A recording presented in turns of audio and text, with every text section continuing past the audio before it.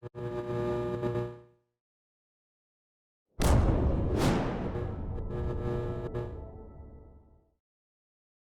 Tiffany Seeley, a software developer from the University of Sussex.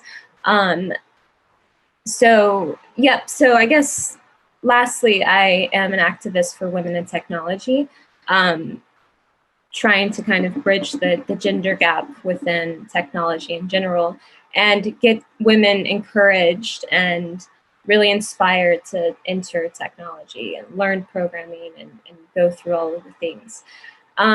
So my specialization is natural language processing. So maybe some of you guys have heard about it. Basically, it's a subset of machine learning. It's a subset of AI that uses text as data, and it processes the data to kind of infer some meaningful things about the text. So one thing that we do is to kind of mine through the text data, accumulate text data, whichever kind of open source resources we can find, and then do some software development on it so that we can share that code and make it more easier for people within the software development environment to do as well. So today I want to talk a little bit about the job hunt. So I think a lot of us living within this pandemic season, are either looking for jobs, we are trying to keep our jobs, or maybe we're just interested in switching fields. So one of the things I wanted to talk about is how we can kind of leverage AI to facilitate this process of finding a job, or at least just getting an insider scoop on maybe how businesses are using recruitment data, sort of like job employment data. And the next thing is basically bias within data, what it looks like, where is it coming from, and I'll introduce a few websites to look at for that. So the first thing I wanted to kind of wrap your head around is the concept of learning with artificial intelligence. So the idea is that you would have a computer that processes information and recalls information over time. And similarly, you would have a human doing the same thing. So I like to kind of think of it as you've got machine learning doing some algorithms, which are basically repetitive things, and humans kind of do repetitive things as well. And then at the end, you have this goal of recalling that information.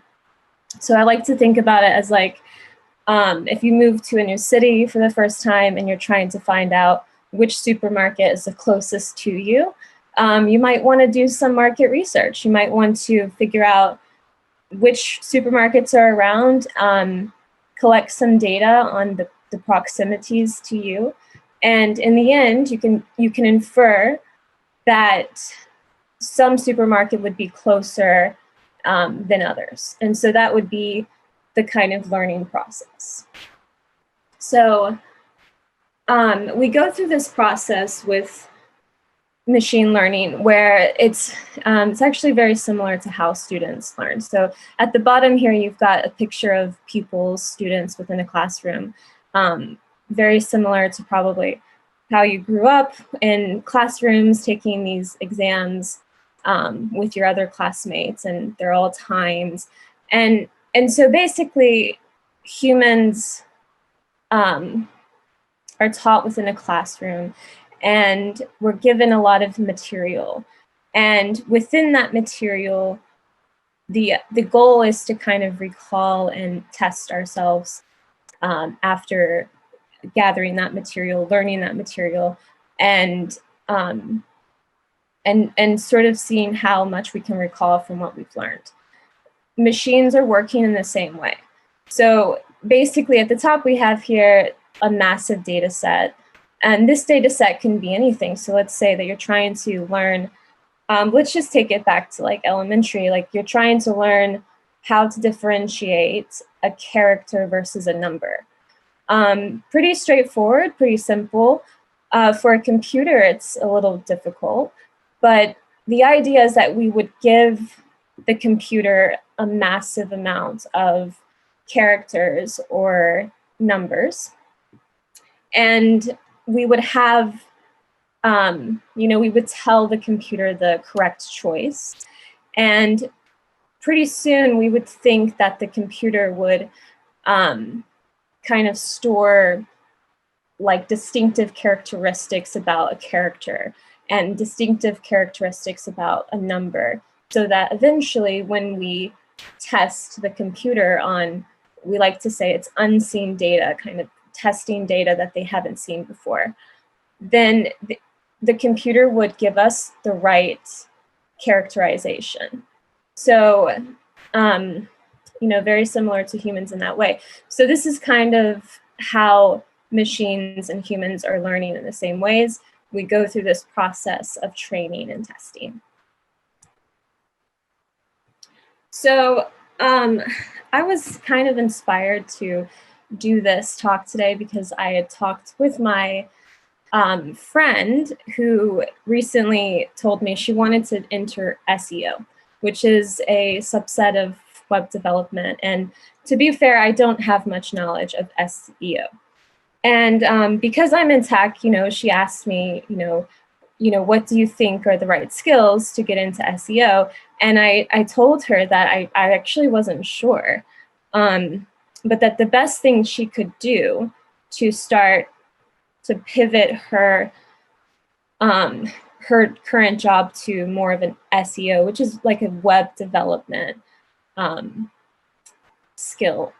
And she comes from a music background. She's a musician. So kind of bridging the gap from music to SEO, someone like me coming from artificial intelligence, I have no, I have no knowledge of SEO. And I told her the best thing she could do is just look at her CV and figure out what are the keywords on your CV, and are they descriptive of SEO, or are they more descriptive of music?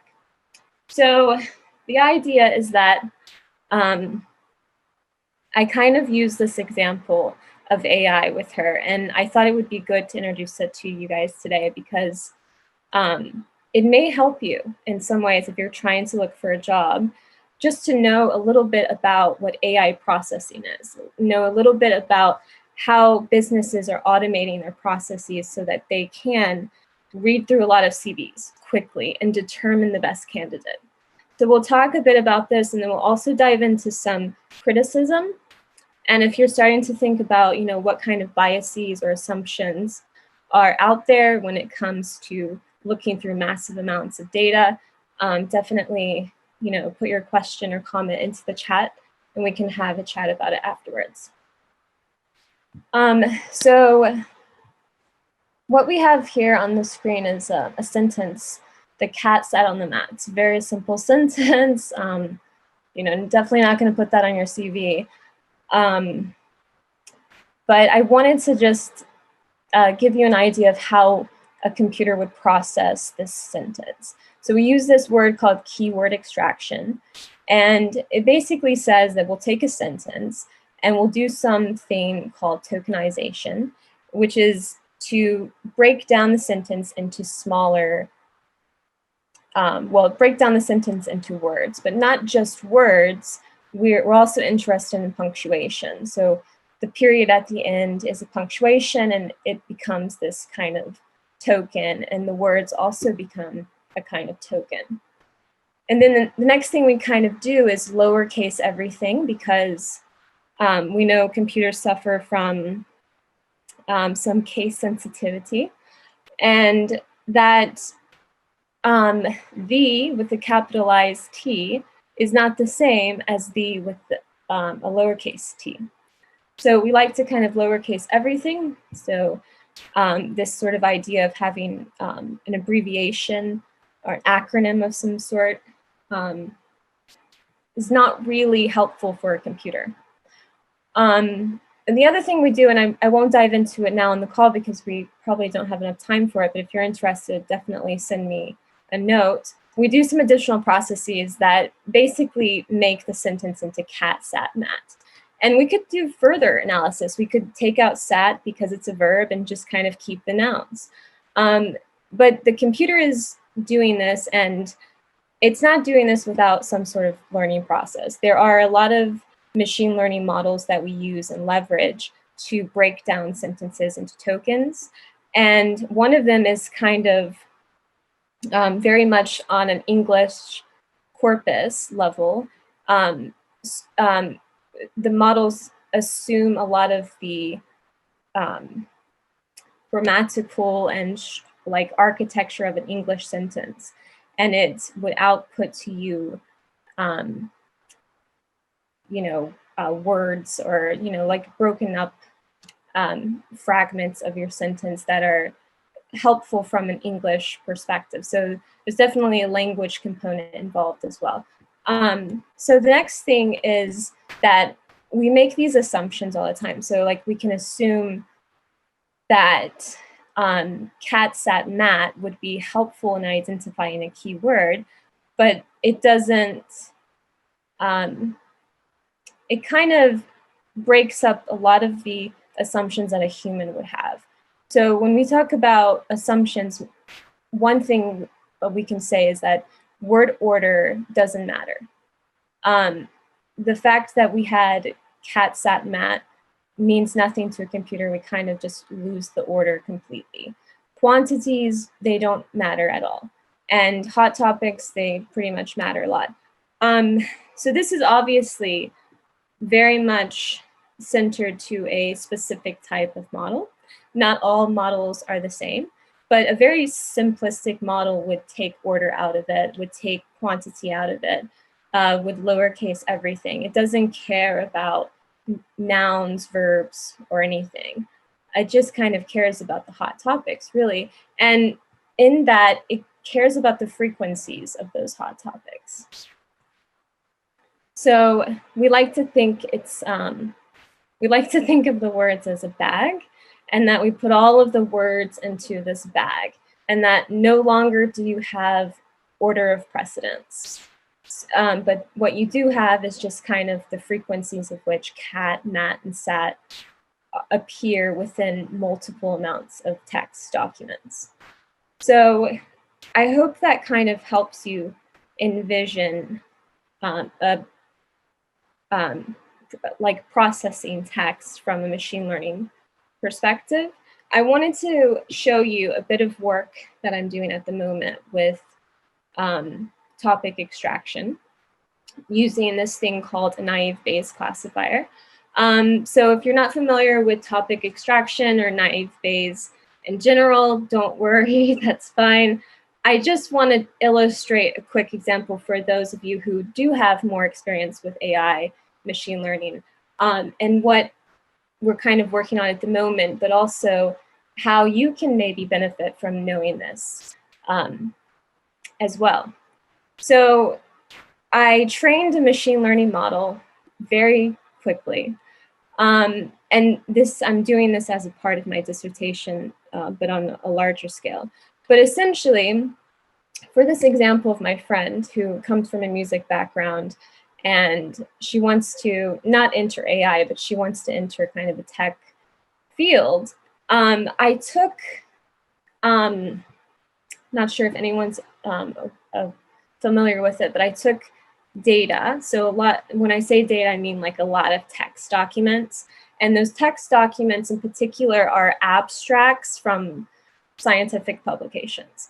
So if you're familiar with it, there's this publication database called Web of Science, and it's really good in a way of being able to export a lot of data. So I trained a machine learning model on data specifically related to music, and then data specifically related to computer science, artificial intelligence. And it turns out the model did really well.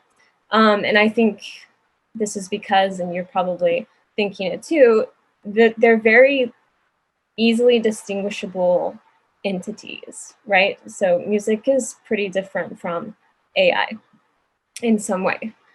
And so these are kind of sample sentences we have. You can kind of see that we have some keywords that would definitely appear in computer science that would not appear in music. But the idea is that what we do is we get the frequencies of the topics that occur within a body of text.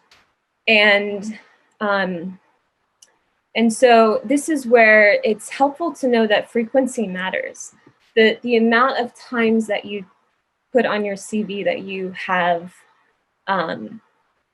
worked on software, if you're going into software development, it actually matters. It matters the amount of times that you say software. It matters the amount of time that you say development. And the key words that you think are very descriptive of a particular field of study or field of employment, my kind of advice is to just learn the keywords of that specific field and customize your CV in that way. So I think that is kind of a good way to reorder your CV a bit. So this other thing, in case you're an expert out there, we use term frequencies and inverse document frequencies. So again, on the topic of frequencies, it matters the amount of times that you say cats in your sentence if you're looking for sentences that are descriptive of cats. So similarly for your field of employment, it kind of matters the skills that you put onto paper, not so much paper these days, into virtual format, because businesses are using that virtual format to kind of process automatically and to figure out distinguishable categories for those documents. So I guess to kind of sum that up, AI is definitely becoming a standard tool for businesses. We're knowing more about the machine learning process than we ever have. I think it's good to know a bit about it. In case you're not interested at all, that's totally fine. But I think it's good to know AI at the top level because it's going to be all around us. And people are interested in automating things that are very repetitive. And this is where AI comes into the picture. And so I wanted to, hold on. I wanted to then bring your mind to a place of bias. So when we use automation, we can think sometimes it's gold, you know, data is gold. But I think it's really important to understand that data is coming from a specific place. They're coming from places that have harvested a lot of data. And in ways, that data could be highly biased. So if the goal is to train a machine learning model on data, a lot of data that's just, you know, freely available, then we have to kind of question where it's coming from, one, and then also, is there massive bias within this data? So what I wanted to kind of show you right now is if you're on a computer or if you have access to a web browser, go ahead and type into your browser thispersondoesnotexist.com. So go ahead and type that into your browser and then just click refresh. So this is an example of a generative adversarial network. It's a type of neural network we use within artificial intelligence. And what it does is it basically creates fake images of, well, sorry, this particular GAN for thispersondoesnotexist.com creates fake images of people. So all of the images that you see there are people that don't exist. but they were created based off of a lot of training data. So the computer had so much data, it was able to create a human face. So that's why if you see like in the background of some of these images, they're very distorted. And some of them are kind of odd, to be fair. So it raises some ethical questions that I think we have to ask ourselves when it comes to relying on machine learning models to do automated processes for us. One, how many people of color did you see? Was there a fair balance of gender? And if you can ask these questions to your team and to the company that you work for, it's a good conversation to open up.